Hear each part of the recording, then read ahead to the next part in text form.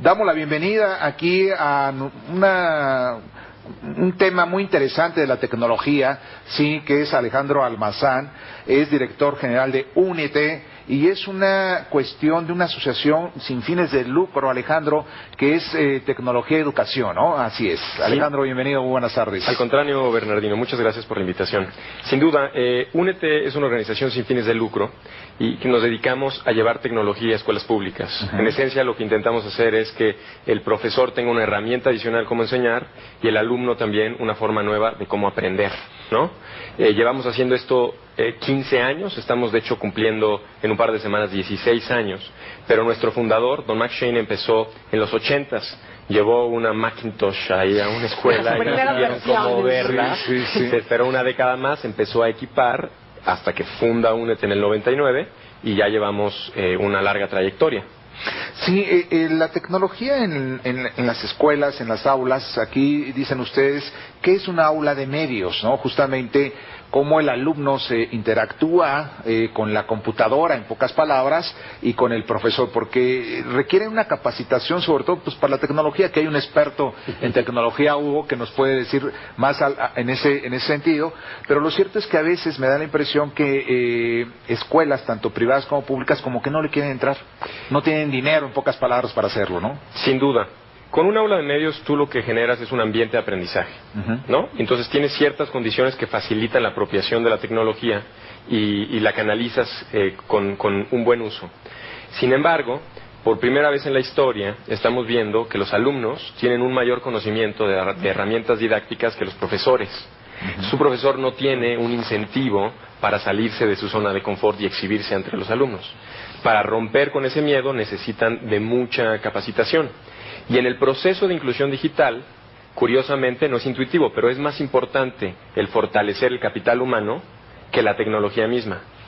Entonces muchas veces el enfoque está en cuáles son las prestaciones de la tecnología, pero realmente estamos poniendo la escalera en la pared equivocada. Tenemos, como bien dices, enfocarnos en el uso, en el modelo de uso y en que los profesores y los niños se sientan cómodos realmente aprovechándola.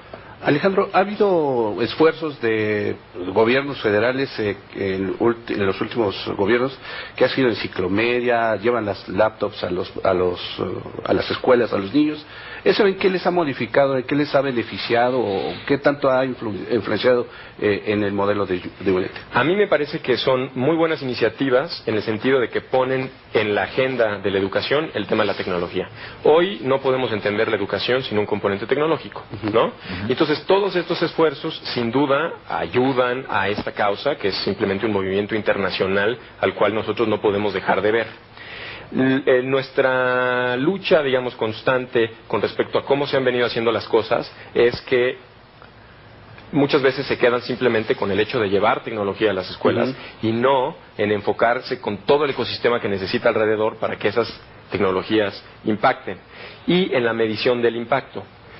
Entonces a nosotros nuestra labor es poner agenda dando el ejemplo, evaluando el impacto y retroalimentando a estas grandes políticas públicas. Son muy buenas, no son perfectas. Oye, oye, yo me pregunto algo. ¿Ustedes cómo le hacen para identificar a las escuelas con las que trabajan? Es decir, ¿qué factores ustedes consideran para decir voy a apoyar esta escuela y a esta a lo mejor no? Porque pues tú sabes que siempre hay recursos escasos, ¿no? Sí, sin duda. Que desafortunadamente hacer esa elección. Sin duda. Cuando nosotros tenemos la posibilidad de escoger la escuela, que esto es que con esquemas como el redondeo, nosotros trajimos el concepto del redondeo a México en el 2003. Muy exitoso. Sí, lo que hacíamos es sacar una convocatoria en donde las escuelas tenían que cumplir con ciertos requisitos de compromisos y teníamos una forma de evaluar a todas y quienes merecían o se comprometían más en recibir el recurso eran las beneficiadas. Pero nosotros también recibimos el apoyo de empresas, por ejemplo. Y si tú tienes una empresa en San Luis Potosí, una planta, y quieres ayudar a los empleados de la planta equipando la escuela que está ahí vecina, entonces tienes la opción de elegir.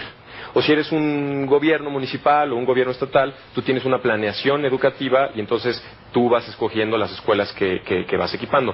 La mejor forma de escoger una escuela es cuando hay una convocatoria, sin duda. Fíjate, son 7,000, dicen ustedes, 7,200 escuelas públicas que atienden a más de 2 millones de estudiantes en el país, ¿no? Y están también por atender México, el Estado de México, tengo entendido, y Chiapas, ¿no? Por ejemplo. Exacto. Sí. A lo largo de estos ya 16 años hemos equipado más de 7,500 escuelas, ¿no? Que están en el 45% de todos los municipios del país. No hay muchas iniciativas por parte de la sociedad civil que tengan este nivel de alcance, ¿no? Y los estados en donde tenemos más equipo son Puebla, yo les diría la ciudad de Puebla.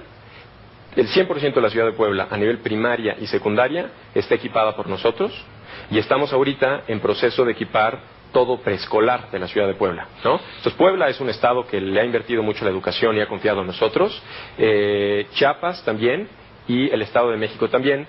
En el aniversario anterior, los gobernadores de estos 3 estados hicieron grandes compromisos de ayudar a la educación a través de este proceso de inclusión tecnológica. Alejandro, ¿cómo se ha solventado ese problema que al principio tenía UNET, y no solamente UNET, sino iniciativas como esta, de que solamente llevaban el equipo pero no llevaban la conectividad? ¿Cómo han logrado que efectivamente lleven equipo pero esté conectado, que haya pues, contenidos incluso atractivos para los maestros y los niños? Sin duda, nosotros dependemos al final de la buena voluntad de empresas y de organismos internacionales y de los estados. Y en nuestro modelo, como bien dices, no podíamos dejar nada más el hecho de llevar y equipar. Necesitamos tener algo mucho más integral. Y entonces, cuando alguien apoya esta causa, apoya un aula completa. Y este concepto de aula completa incluye 3 años de conectividad, contenidos en las computadoras, capacitas a los profesores. De hecho, cuando ustedes van al cajero y les piden donar para Bécalos, Bécalos paga la capacitación que nosotros damos. Y mantener los equipos también, es decir, los desperfectos que puedan tener. Exacto. Sí. Tú llegas con un servicio de acompañamiento, físicamente va una persona a la escuela durante un ciclo escolar y ayuda a todo el proceso, y les ayuda con un proceso de mantenimiento correctivo y preventivo.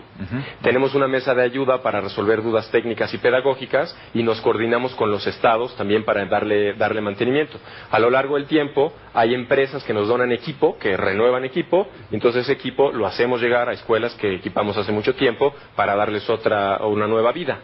Hicimos un estudio y resultó que el 100% de las primarias que nosotros equipamos, el 100% obtuvo, después de que nosotros fuimos, nuevo equipo.